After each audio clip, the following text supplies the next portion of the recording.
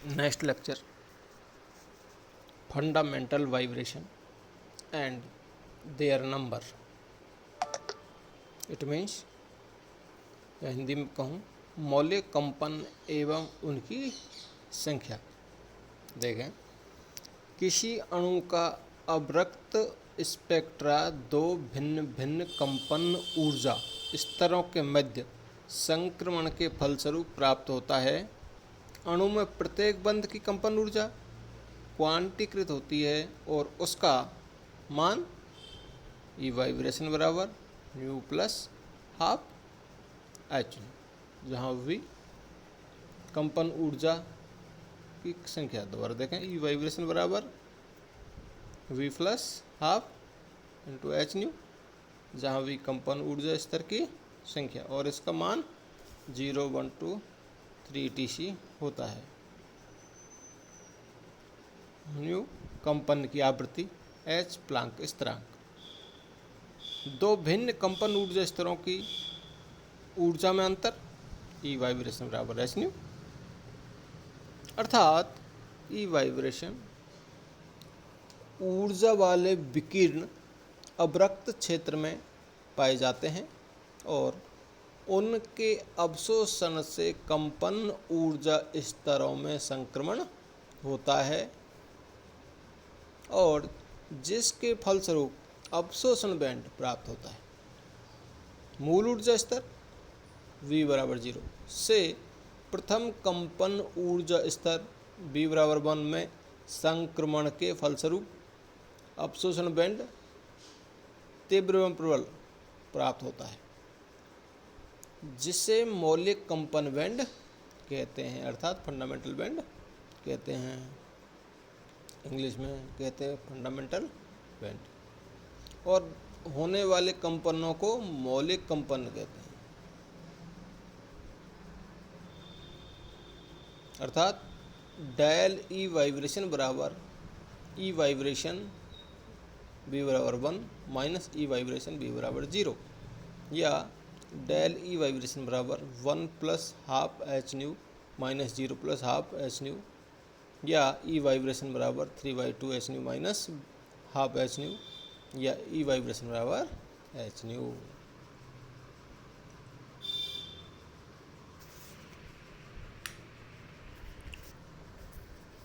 देखें, अपन देख रहे हैं, इसका डायग्राम दे रखा है इंटर न्यूक्लियर डिस्टेंस के साथ, पोटेंशियल एनर्जी के साथ डायग्राम है, तो आपको आरेख में प्रदर्शित है। अब अगला देखें, आगे देखें, मूल अवस्था B बराबर 0 से द्वितीयक उत्तेजित अवस्था B बराबर 2 में संक्रमण के फलस्वरूप दुर्बल बैंड प्राप्त होता है, जिसे ओवरटोन कहते हैं। ये एग्जाम पूछते हैं, ओवरटोन किसे कहते हैं, अधिकांशतः आता रहता है।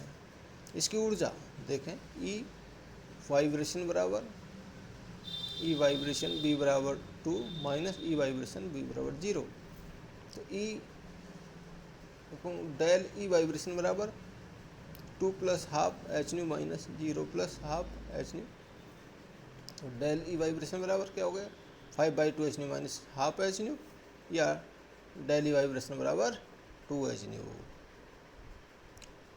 बहुपरमाणविक अणु में मौलिक आणविक कंपनों की संख्या एक से अधिक होती है, जो अणु की स्वतंत्रता की कोटि पर निर्भर करती है। किसी अणु की स्वतंत्रता की कोटि उसमें उपस्थित समस्त परमाणुओं की स्वतंत्रता की कोटियों के योग के बराबर होती है। प्रत्येक परमाणु की स्वतंत्रता की कोटि 3 होती है, कार्तीय कक्षों x, y व z के अनुसार।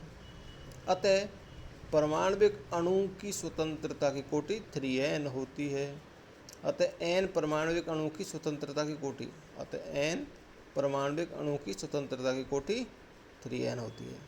चूँकि प्रत्येक अणु कुल 3 प्रकार की गति कर सकता है, जिन्हें स्थानांतरण कंपन मतलब वाइब्रेशनल एवं घूर्णन और इंग्लिश में रोटेशनल गति कहते हैं।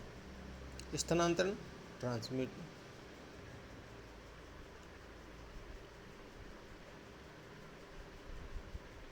स्थानांतरण ट्रांसलेशनल, कंपन वाइब्रेशनल, घूर्णन रोटेशनल। गति कहते हैं अतः किसी अणु की स्वतंत्रता की कोटि स्थानांतरण, कंपन एवं घूर्णन गतियों के योग के बराबर होती है।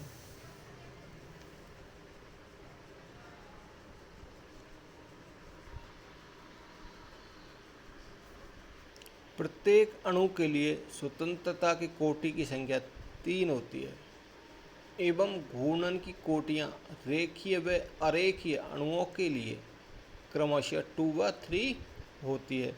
अतः रेखीय अणुओं के लिए कंपन की कुल कोटियाँ बराबर कुल स्वतंत्रता की कोटियाँ माइनस घूर्णन की कोटियाँ माइनस स्थानांतरण की कोटियाँ, अर्थात 3n - 2 - 3 या यूँ कहूँ 3n - 5।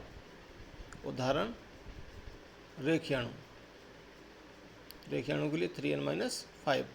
उदाहरण स्वरूप CO2, CH2, N2O, NO2+, etc. N+O2 है etc.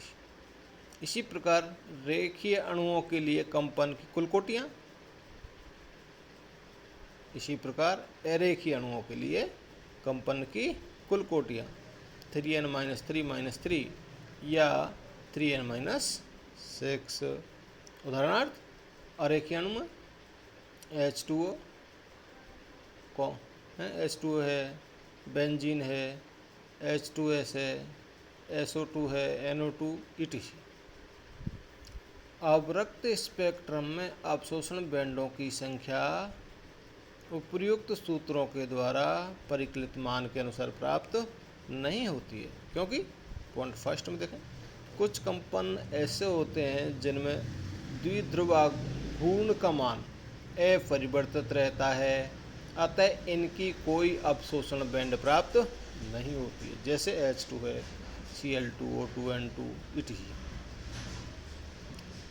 सेकंड पॉइंट देखें कभी कभी 2 या 2 से अधिक कंपनों का अतिव्यापन हो जाता है, फलस्वरूप अवरक्त स्पेक्ट्रम में बैंडों की संख्या कम हो जाती है। इस प्रकार अतिव्यापन से प्राप्त बैंड को संयुक्त स्वर मतलब कॉम्बिनेशन बैंड कहते हैं। पॉइंट थर्ड देख, कुछ बैंडों की तीव्रता बहुत कम होती है, अर्थात ये बैंड स्पेक्ट्रम में दिखाई नहीं देते हैं अथवा अधिक तीव्रता वाले बैंडों के नीचे दब जाते हैं।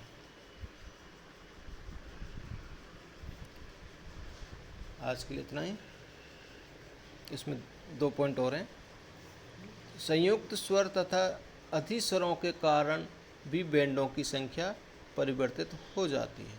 पॉइंट थर्ड देखें अब, कुछ बैंड ऐसे भी होते हैं जो 4000 सेंटीमीटर इनवर्स से 6067 सेंटीमीटर इनवर्स क्षेत्र के बाहर आते हैं। कुछ बैंड ऐसे होते हैं जो कि बहुत ही हल्के होते हैं। थैंक यू, आज के लिए।